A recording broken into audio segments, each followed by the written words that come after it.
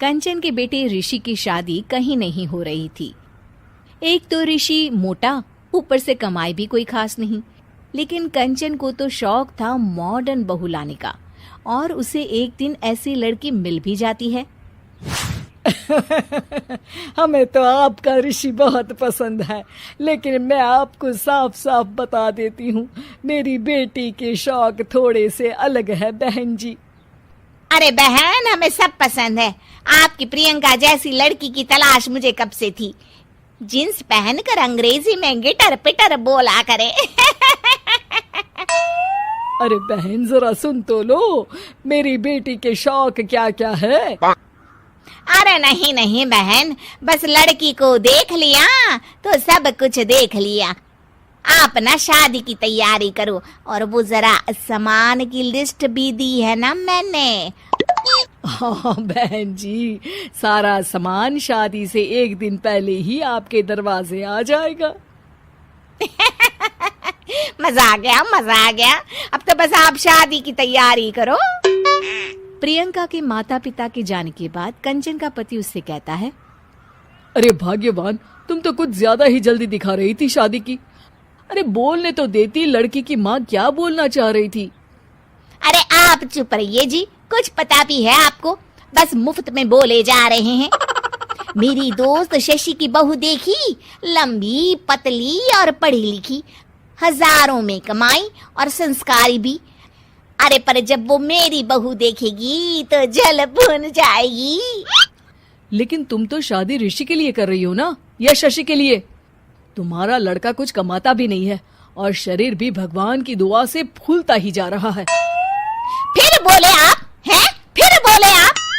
मैंने कहा ना, प्रियंका जैसी जींस पहनकर अंग्रेजी झाड़ने वाली बहू किस्मत वालों को ही मिलती है।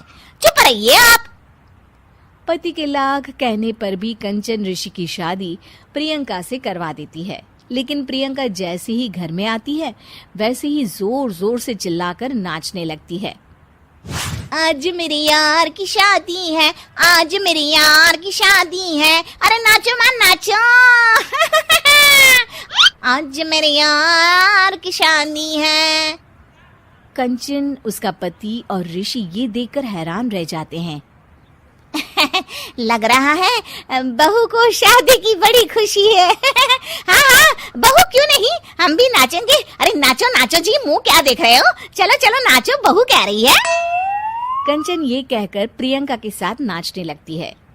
ऋषि और उसके पिता वहां से चले जाते हैं। अगले दिन कंचन अपनी सहेलियों को प्रियंका से मिलवाने के लिए घर बुलाती है, जहाँ शशि भी आती है। अरे शशि, कैसी हो? मैं ना तुम्हें प्रियंका से मिलवाती हूँ। अरे सच में बहुत ही एडवांस सोच की लड़की है। कितने मॉडर्न ख्यालात है उसके, पता है तुम्हें? अरे हाँ कंचन, जरूर।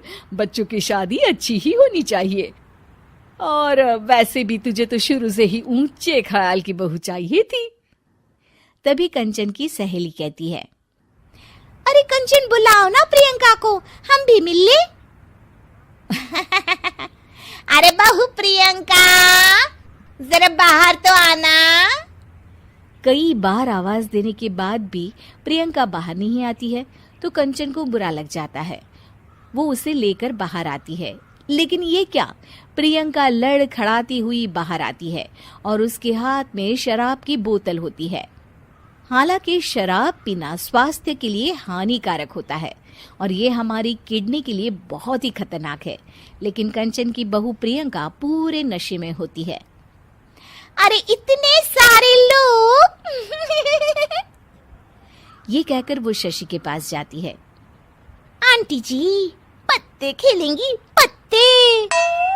अरे दूर हो, दूर हो, तुम्हारे मुंह से तो शराब की बदबू आ रही है। अरे कंचन, माना तुम्हें मॉडर्न बहू चाहिए, लेकिन आधुनिकता का मतलब ये तो नहीं ना। बुरा ना मानना कंचन, तुम्हें पता था कि तुम्हारे बेटे की कमाई और शरीर दोनों ही ठीक नहीं है, तो तुम्हें उसी हिसाब की लड़की से शादी करवानी चाहिए थी। ऐसा कहकर सभी औरतें वहां से चली जाती है। तभी प्रियंका की माँ कंचन के घर आती है। अरे बहन जी, बड़ी चालाक निकली आप तो।